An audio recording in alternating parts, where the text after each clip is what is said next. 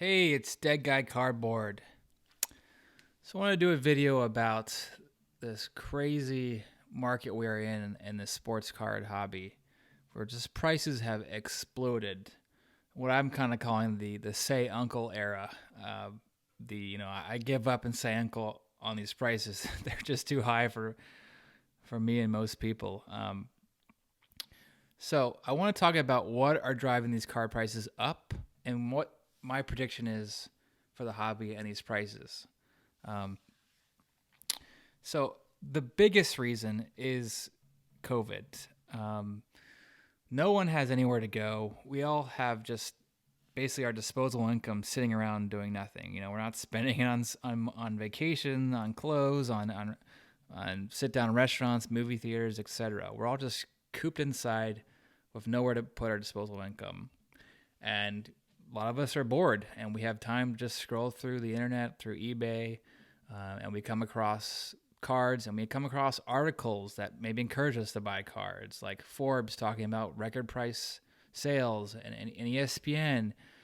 And then that gets you kind of hooked on buying some cards.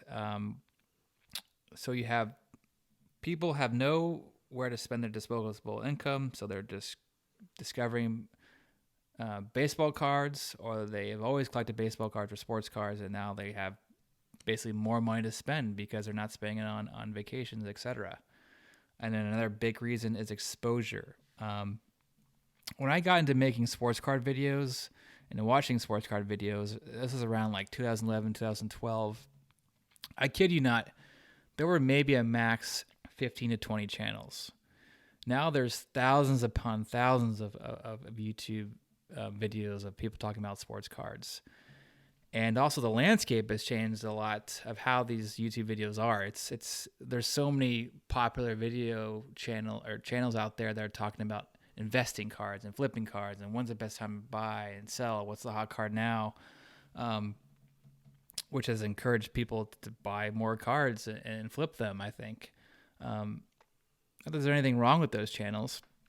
And then you have just so much exposure to on Instagram, where people are showing off their cards and showing off cards they're investing in. That's a relatively new thing, like the last 3 or 4 years. And of course, the huge exposure from celebrities like Gary Vee, who has millions upon millions of followers, and he's talking about cards he's buying, which dramatically increases the price of those cards because he has millions of followers, and a lot of these cards don't have a population of more than 2,000, 5,000. And so, those cards do go up in value when someone has millions of followers. And you have other celebrities and athletes like Kevin Durant and Giannis and showing off their cards, and it's just bringing more and more and more exposure into the hobby. And another big reason why I think card prices have exploded is because of tracking apps too. Companies like Card Ladder and Market Movers and Cardbase, you can essentially track cards like you would tracking stocks, seeing the prices of them going up and down, and really kind of tracking their history and comparable sales of other cards. And I think it's really created this sort of FOMO where it's encouraging people of just buying these cards because they're fear of missing out on these cards rising too high. Now, not that there's anything wrong with these channels. I think it's made an effective way of tracking the prices of your cards and cards you're interested in. But I know that has increased people wanting to spend money on cards because they're seeing these cards rise in value through different graphs, and it's encouraging this kind of FOMO based buying mentality. And then another big I think reason why card prices have exploded, and maybe not everyone agrees with me here, but fractional share companies. You have companies like Rally, Collectible, Otis, and another company I'll mention in a little bit that's new. These fractional share companies, how it works is you can buy, let's just say, you want to get you've always wanted a 52 Topps Mantle card, but you've never been able to afford it, and they have one. That's a PSA 8, so this is great. I could buy 10 shares of this card at $100 a share. So now you own a fractional share of that card. Um, but why this is increasing card prices is because I'm seeing a lot of these record selling prices for cards, like the Wayne Gretzky rookie card, the 86 Fleer Jordan rookie card. I'm seeing a lot of these sales immediately getting quote unquote resold on Collectible and Rally and Otis a couple months later. So these companies really don't care that they're spending $1 million or $750,000 on a card, because they know they can kind of reap the reward by essentially reselling it a couple months later on their apps, where they can get money from people buying fractional shares of that card. And so when you have these kind of record selling cards of let's say like a PSA 9 mantle, and now you can you're saying, oh my god, this card's selling for over $1 million, several millions of dollars. Now I can't afford a 9, so maybe I'll look to an 8. Maybe I can afford an 8 now. I'm looking towards a 7. So it drives up the prices of the lower grades of these cards. So I think it'll be. I think it's kind of naive to think that these fractional share companies are not increasing the prices of cards, because they can just spend on whatever they want on these cards, and they know they can get the money for it from the investors, which are essentially us buying fractional shares. And there's also a new fractional share company called Dibs, which is interesting. It hasn't come out yet, but it's essentially an index fund for individual players. So you can buy individual cards, fractional shares of individual cards like you would for Rally and Collectible, but with Dibs you can also buy an index fund of an individual player. So maybe instead of buying LeBron James' exquisite rookie card, you can buy that card and 20 other cards as a whole, like as an index fund, which I think is also going to increase card prices, because it's just going to, more people are willing to spend money, even if it's just a couple of dollars on individual cards. And then, of course, you have investment firms that have, I've heard of investment firms having like $20 million to $40 million $40 million worth to spend on cards as an investment, which is crazy. And then another reason why I think sports cards have increased in value is just kind of the mere fact that now more than ever we have more confidence in paying more for cards. I mean, I've kind of been guilty of this, because all of a sudden your cards that you had before that you spend $60 on, like I spent $60 on this card, and now it's worth $350. So now I have like essentially a $350 card out of nowhere, and I could maybe sell that card and get another card that's worth $350 that I never would have dreamed I could actually own. And of course that can spiral. Like if you have a card you bought for $10, now it's worth $300. You bought a card for $100, now it's worth $500. Maybe all of a sudden you have $1,000 that you could theoretically spend on a card if you sell these cards that have also increased in value. So you feel more confident about buying higher priced cards, because your collections has also increased in value, and you're willing to sell some of your collection for some maybe more expensive cards. So it kind of spirals like that, and I think that's happened to a lot of people. Also, there's just the fact that the stock market has done well. As a recording of this video, the stock market's starting to dip quite a lot. But in general, the last year and a half, the stock market has done very well. Back in March 2020, it dipped, and then it just sort of dramatically rose out of nowhere. Just people just had a lot of confidence, I guess, on the economy returning, and again, people had disposable income to spend on stocks. So that you're saying that, okay, my stock portfolio is doing very well. I have more confidence to spend money on cards because I could essentially sell some of these stocks. I feel very good about my overall portfolio. I could go on and on about how the hobby's exploded in general. I'll just link this PSA article in the description below, and it does a great job of summing it up. A lot of the hobby exploded after 2015. There's just various different reasons why. Big vintage finds, big record sales, Pokemon Go, which was it still is a gaming app that's brought a lot of non-sport people in that now kind of are reliving their Pokemon card collecting days. But that PSA article is really well written, and I highly recommend you read that to see the overall view of how the hobby has exploded, especially in the last 5 to 6 years. Okay, so what are my predictions?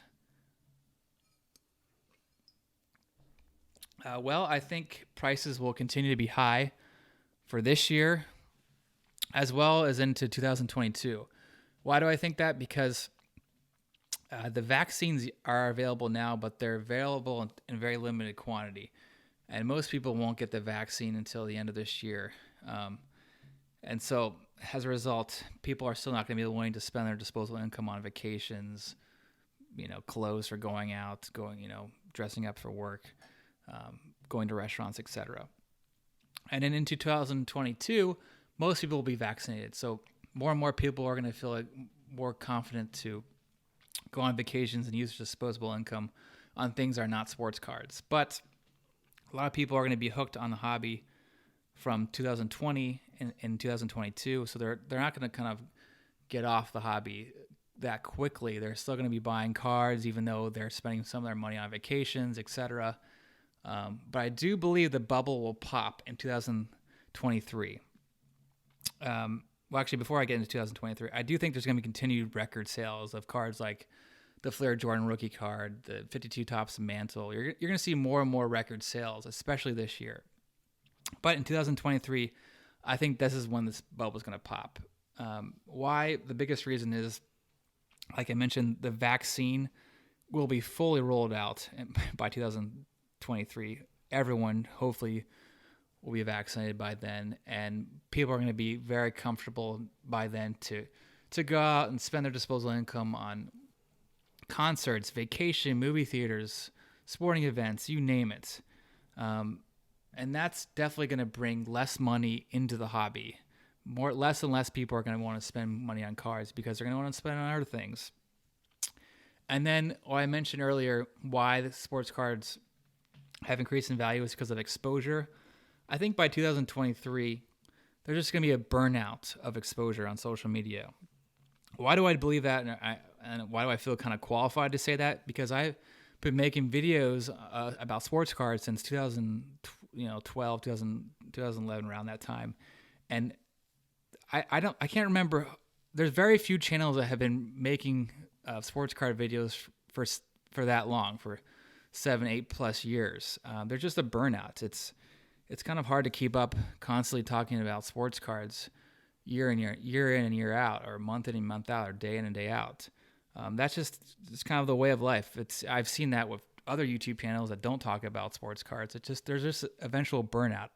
I don't plan on burning out, but I know that's just a fact. And so you're going to see less social media exposure, I think, in 2023. Also, just now, this year in 2020, there's a lot more people have time on their hands to make content because we're all stuck inside. And that will dramatically change in 2023 and 2022. And then I think another reason why there's going to be a bubble popping relatively soon is because people are just being priced out of everything. I've always kind of talked about, if car prices are too high for you, maybe start zagging when other people are zigging. So if maybe you can't afford basketball cards anymore, move to baseball. Okay, baseball is expensive. Maybe I'll move to soccer. Soccer cards now are very expensive. UFC cards are now very expensive. Boxing cards are expensive. Even tennis cards. They're just very. There's not much, too many places to find good value in cards across all different sports and non-sports. Another reason why I think there's going to be a bubble is, it's a very small reason, is there's just not going to be any stimulus money, especially by 2023. I think it will stop by the end of this year. But I think most people are using their stimulus checks, to pay the bills and for food and whatnot. And then another reason why I think the bubble will pop, and you're starting to see this already, is more and more people, as they've longer they're in the hobby, the more educated they become, right? So if a lot of these new people that got in the hobby in 2020, 2021 now, they're starting to learn more and more about cards, and they're starting to learn that a lot of these modern cards have a high production run. They're just way more cards produced in 2018 onward than prior to 2018. And people are starting to realize that. People are starting to catch on to PSA pop reports. A good example, at least for baseball, is the production run really increased in 2018. The reason for that is because in 2017, Aaron Judge came on the scene and really just kind of took the hobby by storm. Here's this big guy for the Yankees crushing balls. And so by 2018, a lot more people were in the hobby collecting cards, baseball cards specifically. And then you have that combined with Shohei Ohtani, who at the time was just a huge star. I mean, here's a guy could be the next Babe Ruth. He's a pitcher and a batter. His production has since decreased dramatically on the field, but they were making a ton of Shohei Ohtani cards and producing a lot of cards in 2018. A good example of that is if you look at one of the stars of that rookie class, Juan Soto, his 2018 Topps Update card, there's 85,000 total graded. I'm sure there's a ton more in the PSA queue. That's a lot.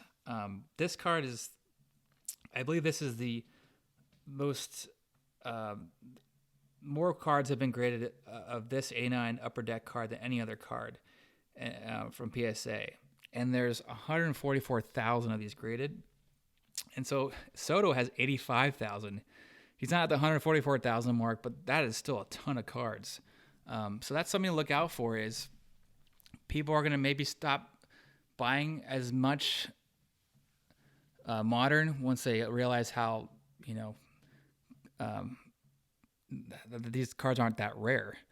And then, I wanted to say that if you don't think a bubble is on the horizon, or if you don't think car prices are crazy, look at NBA Top Shot. If you don't know what NBA Top Shot is, they're literally just highlight clips that you can buy online, and they might have like a print run, quote unquote print run of 5 to 10 copies or something like that. But some of these highlight reels are going for, $10,000 to, I think some of it got it up to $40,000, even higher. And there's nothing special. It's not like you own the rights to this highlight clip of LeBron James dunking. It's just you kind of have the little clip in their database, but you can easily go on YouTube and watch the same clip. But that just, to me, is the example of this, the hysteria that we're living in now. People just dumping their disposable income into anything. But the NBA Top Shot will be the first thing to pop for sure, I think. Okay, so what to do now in 2021? As a collector, continue to look for cards of great eye appeal. The value of so many of these cards right now will go down, but won't go down, especially for vintage cards, is great eye appeal. Those are always tough to find, and will be tough to find once the bubble pops. So I'm willing to spend some of the crazy card prices that we're seeing now, these inflated card prices, for a card that has great eye appeal, because I know in a couple years it's still going to be hard to find that card with great eye appeal. As an investor, I would just look at, maybe if you're going to buy cards now, which is a crazy time to buy cards, maybe buy the greats, the top 5 greats for each sport. In baseball, it might be Babe Ruth, Hank Aaron, Willie Mays, Mickey Mantle, Sandy Koufax, those kind of players. I guess Mike Trout for modern basketball. You got Jordan, Kobe, LeBron, but some of these players that are like okay or haven't really fully proven themselves, those will be the first cards to go down, have the potential of going down. And even like second year cards, a lot of these players have gone up dramatically. Those second year cards, I don't think are going to hold their value by 2023. So just be careful out there. Maybe just before I close out this video, as an investor tip for baseball, it could be interesting to look at Topps Dynasty. because that could be the card to get in baseball if basketball collectors get priced out and move to baseball, because basketball collectors love rookie patch auto cards. Like, that is the card to get of a player in basketball. And to me, Topps Dynasty would be that equivalent, the exquisite rookie patch auto equivalent for baseball. So that could be a huge thing, at least in the next year or two before what I think when the bubble will pop in 2023. But certainly a crazy time for the hobby. It's, I guess it's entertaining to watch. A little scary. I personally could care less if a lot of my cards explode in price. I have no reason to sell most of these cards, but quite interesting year, to say the least. Last year and a half. That's it. Hope you guys enjoyed the video. Please like and subscribe.